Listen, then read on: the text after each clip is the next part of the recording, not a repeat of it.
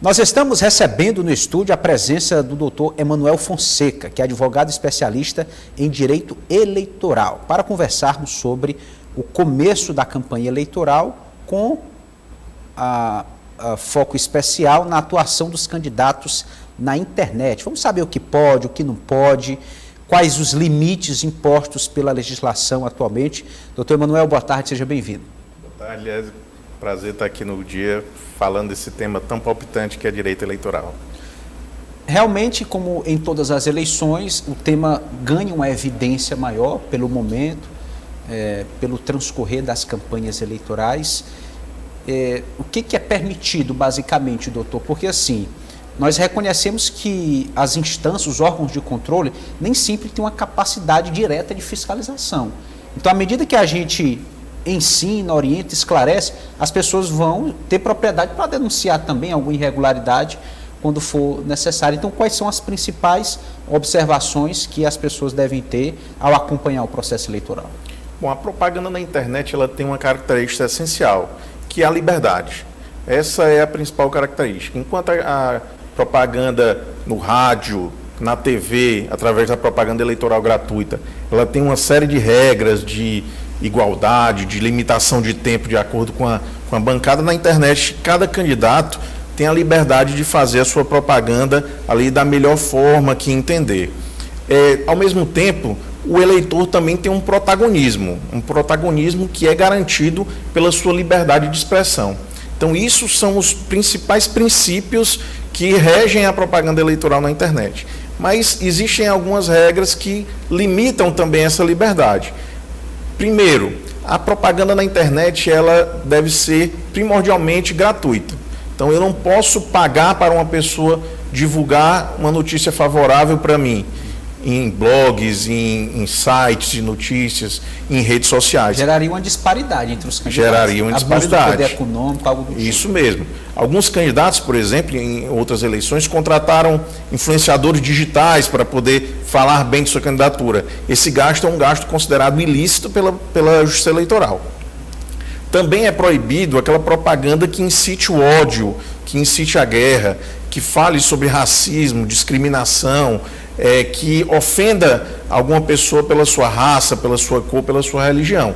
Esse tipo de propaganda, ele é proibido não apenas na internet, mas em toda a propaganda eleitoral gratuita. Então, em toda a propaganda eleitoral, é proibida esse tipo de propaganda. E também aquela propaganda que ofenda a honra de determinado candidato.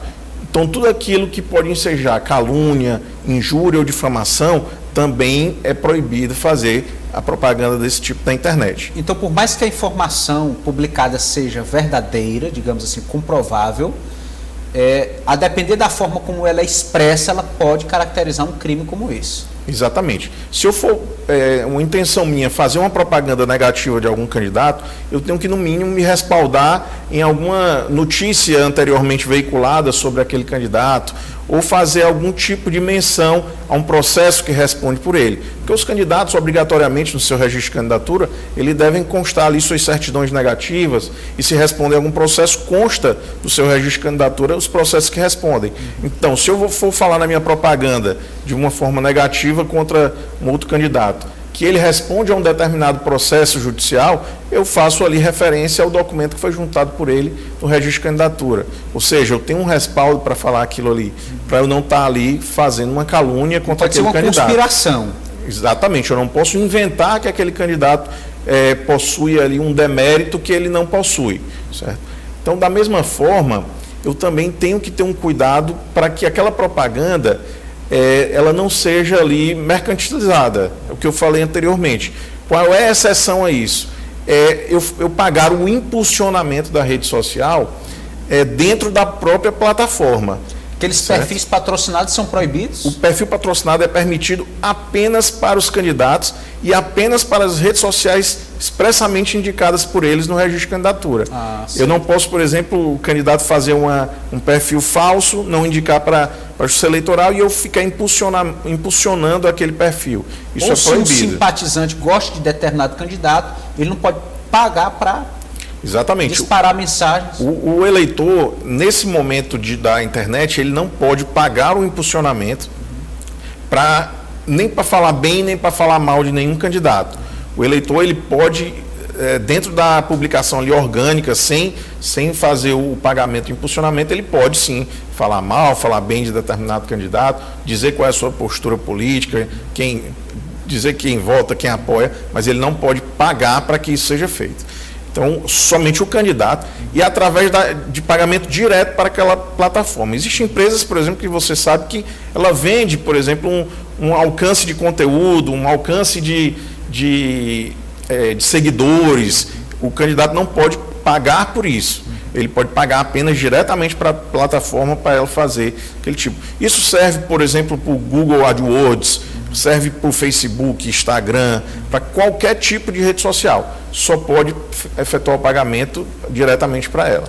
Há uma diferença de tratamento para candidatos proporcionais ou majoritários, ou a legislação não diferencia? Não há diferença entre a propaganda na internet para nenhum tipo de candidato. O que há é uma exigência, por exemplo, que todos os candidatos eles deixem claro que se trata ali de uma propaganda eleitoral, que isso a plataforma tem como dizer que se trata de uma propaganda eleitoral, para não confundir o próprio eleitor. E eu também eu tenho que colocar ali o CNPJ da campanha e de todos aqueles que constam ali daquela propaganda eleitoral. Então, se eu estou ali fazendo uma propaganda conjunta do candidato a presidente, do governador, do deputado federal, estadual, eu tenho que constar naquela propaganda o CNPJ de todos eles, para saber que todos eles são candidatos e que estão ali registrados na Justiça Eleitoral como candidatos. É possível usar, por exemplo, recursos do fundo partidário, do fundo eleitoral, para financiar campanhas na internet, utilizar esses mecanismos de alcance de público? Sim, é um gasto que é aceito pela Justiça Eleitoral como um gasto lícito de campanha, é o gasto de impulsionamento, é o gasto de dar mais visibilidade àquele candidato através dessas plataformas. Então, eu posso usar tanto recursos do Fundo Especial de Financiamento de Campanha, como também recursos do fundo partidário para fazer esse tipo de visualização desses candidatos. Doutor Manuel, existe uma grande preocupação com as fake news. Isso de todas as partes, entre os candidatos, situação, oposição, órgãos de controle, em se identificando a publicação, o compartilhamento de conteúdos falsos. Como o cidadão deve agir, a quem recorrer, quais as punições possíveis? Bom, eu acho que esse é um dos pontos que mais vai ser fiscalizado pela Justiça Eleitoral. Havia um temor para as eleições de 2018 muito grande quanto ao uso das notícias falsas, e para essa eleição não é diferente. Então, o Tribunal Superior Eleitoral ele se cercou de vários mecanismos para se fazer essa análise do que seria ou não a fake news, se essa fake news ela se comporta de forma a atrapalhar o pleito eleitoral. Inclusive os fake news contra a própria Justiça Eleitoral, que estão sendo inclusive fiscalizados em demasia pela Justiça Eleitoral. E os mecanismos encontrados para isso foi um convênio firmado entre o Tribunal Superior Eleitoral e todas essas redes sociais, inclusive o WhatsApp, Telegram e várias outras redes sociais aderiram a esse convênio de forma a eles coibirem inicialmente a propagação dessa notícia falsa. E também facilitar com que a Justiça Eleitoral consiga identificar quem são aquelas pessoas que estão fazendo a transmissão e estão produzindo esses conteúdos falsos. Além disso, o Ministério Público Eleitoral é quem possui a legitimidade de fazer a fiscalização ativa desse tipo de conteúdo. O eleitor, ele pode, verificando uma notícia falsa que tenha recebido, ou verificando ali em alguma rede social ou algum site de notícia a publicação dessas notícias falsas, ele pode fazer o uso de um aplicativo chamado Pardal, que é um aplicativo disponibilizado pela Justiça Eleitoral justamente para fiscalizar esses candidatos. Ou então procurar também os canais diretos do Ministério Público Eleitoral para encaminhar essas notícias falsas e que será certamente alvo de uma ação judicial para posteriormente punir com aplicação de multa ou até mesmo cassação do registro de candidatura, já que o abuso no uso dos meios de comunicação é um dos crimes graves, dos ilícitos graves considerados pela Justiça Eleitoral, que enseja sim a cassação do mandato, além da aplicação de multa e uma inelegibilidade por até 8 anos. É possível que haja a exigência de uma retratação? De repente alguém disparou uma fake news, e aí foi provado que era uma fake news, essa pessoa pode ser obrigada no seu perfil, nas suas redes, ter que se retratar em relação ao que ela fez? Isso. O mecanismo dessa retratação, na realidade, é um direito de resposta. Então, se um candidato ele foi alvo de uma fake news, alvo de uma publicidade que ela foi injuriosa, caluniosa ou difamatória, ele pode acionar a Justiça Eleitoral através de um pedido de direito de resposta e que será concedido pela Justiça Eleitoral o direito dele veicular uma resposta àquele agravo sofrido na própria rede social do ofensor e um texto que é previamente aprovado ali pela Justiça Eleitoral. Pode ser através de vídeo, de texto, ou até mesmo de uma fotografia que seja suficiente para reparar ali inicialmente aquele dano que foi sofrido pelo candidato ou pela pessoa ofendida durante a propaganda eleitoral. O senhor comentou o posicionamento do TSE cercado de cuidados e ferramentas para combater fake news, e a justiça que é a nível de Estado, né? O TRE, também vai conseguir, na sua avaliação, julgar casos a tempo, dar uma resposta hábil nesse sentido durante o processo eleitoral para coibir esses casos também? Eu diria que a Justiça Eleitoral, inclusive aqui do Piauí, é um dos órgãos mais aparelhados que existe a nível de Estado, né?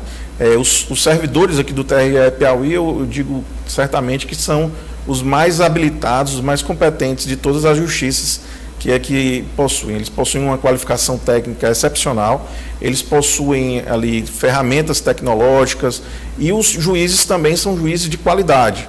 Então a Justiça Eleitoral do Piauí, inclusive, ela está capacitada sim para atender a demanda dessa eleição de 2022, tanto no combate aos ilícitos relacionados à propaganda eleitoral, como também o de captação de sufrágio, compra de votos, e os ilícitos relacionados aí à organização das eleições como um todo. Bom, doutor, quais os canais que as pessoas poderiam procurar para fazer eventuais denúncias? Bom, a Justiça Eleitoral aqui do Piauí, inclusive, ela possui telefones que são disponibilizados no site do TRE Piauí, direcionados ao recebimento de denúncias. E existe o que eles chamam de poder de polícia. Os juízes da propaganda eleitoral e os juízes do TRE Piauí, eles possuem o poder de agir de ofício. Então, havendo ali uma denúncia de um cidadão comum que presenciou um ilícito, por exemplo, uma propaganda colocada num local irregular, numa praça pública, numa árvore que não pode, uma propaganda que exceda o tamanho de meio metro quadrado, que é o tamanho máximo. Um adesivo em um carro. Um adesivo em um carro num tamanho superior ao meio metro quadrado. Tudo isso o eleitor pode fotografar e pode enviar para a Justiça Eleitoral, que a Justiça Eleitoral haverá de agir imediatamente, inclusive mandando retirar aquela propaganda de imediato. E também o Ministério Público Eleitoral. O Ministério Público Eleitoral, o prédio fica ali na João 23, e junto com o Ministério Público Federal, então eles recebem diretamente denúncias e também através do site, eles possuem canais de denúncias. O que existe e que é uma crítica que se faz à atuação do Ministério Público nesse sentido, é que para se fazer uma denúncia lá, o eleitor tem que ir se identificar. Então, um eleitor que às vezes tem medo de uma represária, sim, de uma pessoa que é importante, que às vezes é um político com mandato, uma pessoa que tem influente, o eleitor, ele obrigatoriamente para fazer aquela denúncia, ele tem que se identificar e tem que colocar ali seu nome, CPF, endereço. Isso é uma exigência na plataforma do Ministério Público Eleitoral para se fazer essa denúncia. Então, assim, acredito que é algo que deve ser inclusive melhorado para que cada eleitor possa fazer essa denúncia. E isso se faz porque existe um crime específico, que é o crime de denunciação caluniosa para fins eleitorais. Se eu quiser denunciar um candidato e eu faço isso de má fé, sabendo que aquela minha denúncia ela não procede, eu estou cometendo um crime. Então, acredito que este seja a intenção do Ministério Público. Para evitar um crime, acaba suprimindo o outro. Exatamente. Né? Então, tem que se criar mecanismos para se coibir isso, sem que o eleitor também se sinta coibido de fazer livremente essa fiscalização ativa, já que o eleitor é aquela pessoa mais interessada em tanto receber a propaganda, a melhor propaganda possível, como também receber a propaganda de uma forma que não seja ali violadora dos seus direitos. Interessante a gente deixar também, doutor, aqui para encerrar, uma mensagem de conscientização, né? Pela sua explanação, nós observamos que a justiça está organizada para combater fake news, propaganda irregular. Agora é preciso que o cidadão comum, o eleitor, que é o alvo desse processo, também se cerque de alguns cuidados pessoalmente. Então, que tipo de atitudes as pessoas poderiam ter para serem mais cuidadosas ao averiguar uma informação, ao compartilhar? É verdade, o eleitor, ele precisa, antes de passar para frente uma notícia, ter aquela certeza de que aquela notícia não é uma notícia falsa, ele não vai estar ali propalando uma inverdade contra nenhuma pessoa. Então, essa verificação, todos os mecanismos para se fazer isso, é antes saber se a fonte é uma fonte fiel, é uma fonte que merece confiança. É confirmar essa informação em sites, em jornais que possuam credibilidade para divulgar isso. Então, o eleitor tem que ter esse cuidado de verificar, sempre verificar a data, por exemplo, da notícia. Às vezes uma notícia de 4 anos atrás, ela não reflete a realidade de hoje e ela pode ali justamente confundir o eleitor, aquelas pessoas que recebem isso. Verificar se ela é uma propaganda, portanto, contemporânea, se ela é uma informação contemporânea e se ela realmente não tem essa intenção de criar, ao invés de informar, criar uma desinformação para aquela pessoa que está recebendo a notícia. Muito obrigado. Agradeço a sua presença, doutor Emanuel Fonseca, especialista em direito eleitoral, trazendo esse tema importante da campanha no meio da internet, no meio virtual. Não é terra sem lei, é preciso se desfazer essa ideia de que é terra de ninguém, que não tem dono, que se faz o que quer. Nesse sentido, a legislação avançou bastante, já há uma regulamentação, já é possível fiscalizar e punir, então é ter cuidado, é participar do processo, aproveitar a tecnologia, o fluxo de informações nas plataformas, mas com responsabilidade. Doutor, muito obrigado mais uma vez, boa tarde, até a próxima oportunidade. Obrigado a todos.